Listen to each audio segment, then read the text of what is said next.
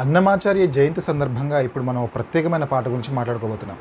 అదేంటంటే 'అన్నమయ్య' సినిమాలో 'అన్నమయ్య జననం' అని వేటూరి గారు రాసిన పాట గురించి. ఇందులో పల్లవి విషయానికొస్తే తెలుగు పదానికి జన్మదినమని మొదటి వాక్యంలోనే 100 మార్కులు కొట్టేశారు వేటూరి గారు. సాధారణంగా అన్నమాచార్య సంకీర్తనల్లో తెలుగు పదాలు ఎక్కువగా వినపడుతుంటాయి. అప్పటి వరకు సంస్కృత భూయిష్టమైన రచనలన్నింటినీ పక్కన పెట్టి పూర్తిగా తెలుగు పదాలు ఎక్కువగా వాడుతూ ఆయన సంకీర్తనలు రచించారు అన్నమాచార్యుల వారు. అందుకే మొట్టమొదటి వాక్యంలోనే తెలుగు పదానికి జన్మదినం అన్నారు. ఆ తర్వాత జానపదానికి జ్ఞానపదం అన్నారు. జానపదం అంటే జనాలు పాడుకునే మామూలు పాటలు, అంటే జనాలు వాడుక భాషలో ఉన్న పదాలతోనే జ్ఞానపదం అంటే జ్ఞానాన్ని అందించిన వాడు అని చెప్పేసి అంటున్నారు వేటూరి గారు.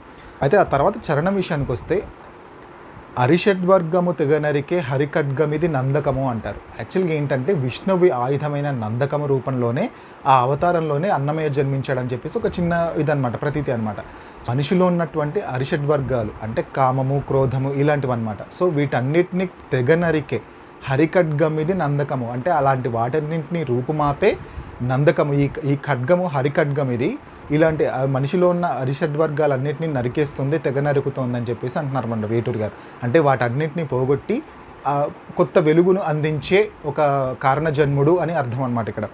ఆ తర్వాత ఏమన్నారు, బ్రహ్మలోకమున బ్రహ్మభారతి నాదాశీస్సులు పొందినదే అంటారు. అంటే ఈ నందకం అనే ఖడ్గము ఎక్కడికి వెళ్ళింది, బ్రహ్మలోకానికి వెళ్ళింది. అక్కడ బ్రహ్మతో పాటు సరస్వతి నాదాశీస్సులు అంటే అక్కడ ఆ బ్రహ్మతో పాటు సరస్వతిది కూడా ఆశీస్సులు తీసుకొని అక్కడి నుంచి బయలుదేరిందనమాట.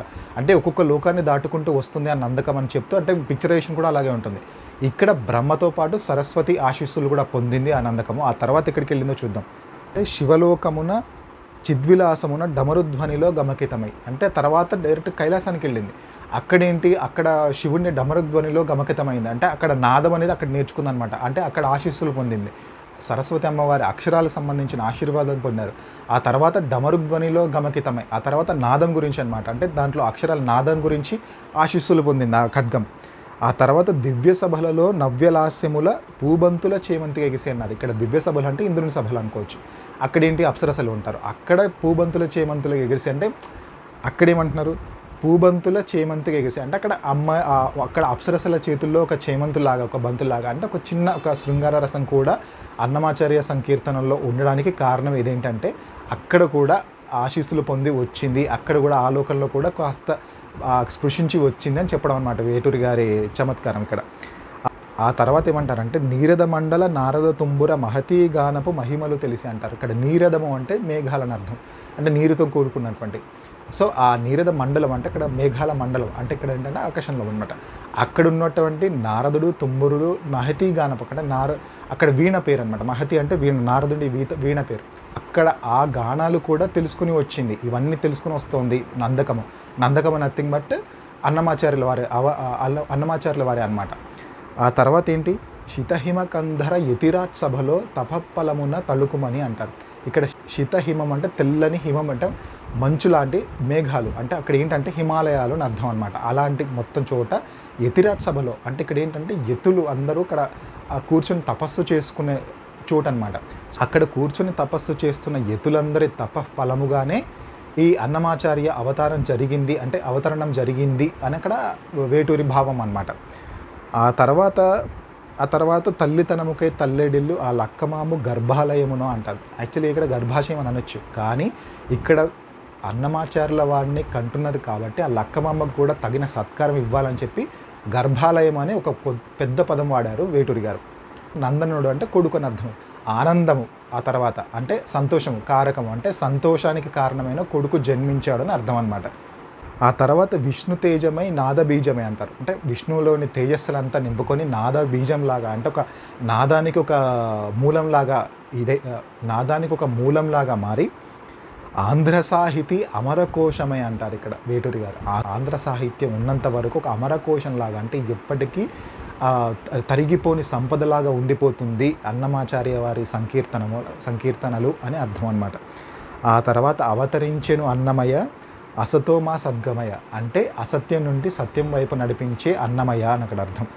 అంటే పాపడుగా నట్టింట పాకుతూ భాగవతము చేపట్టనయ అంటారు. అంటే పాపను మామూలుగా ఏదన్నా పిల్లలు పాకినప్పుడు ఏం చేస్తారంటే ముందు అన్ని వస్తువులు పెడతారు. వస్తువులు పెట్టి ఏది ముట్టుకుంటారని చూస్తారు.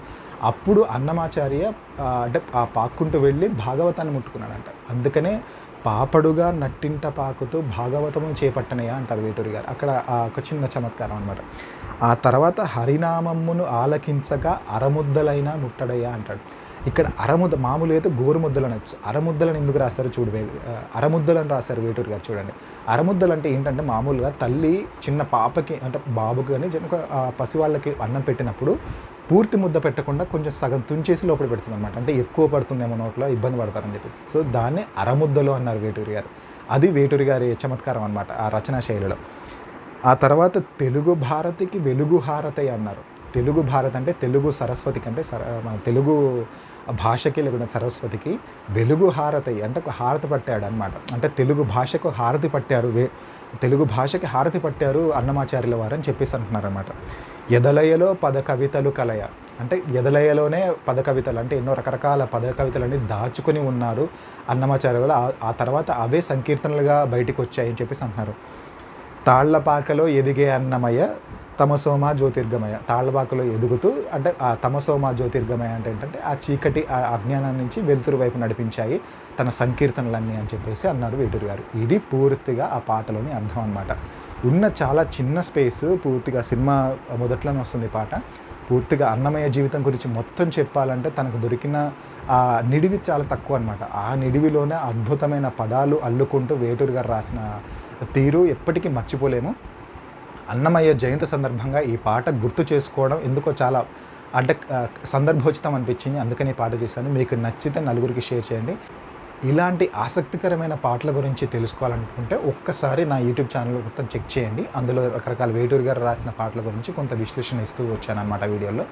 సో వాటిని చూసి సబ్స్క్రైబ్ చేసుకోండి. Thank you.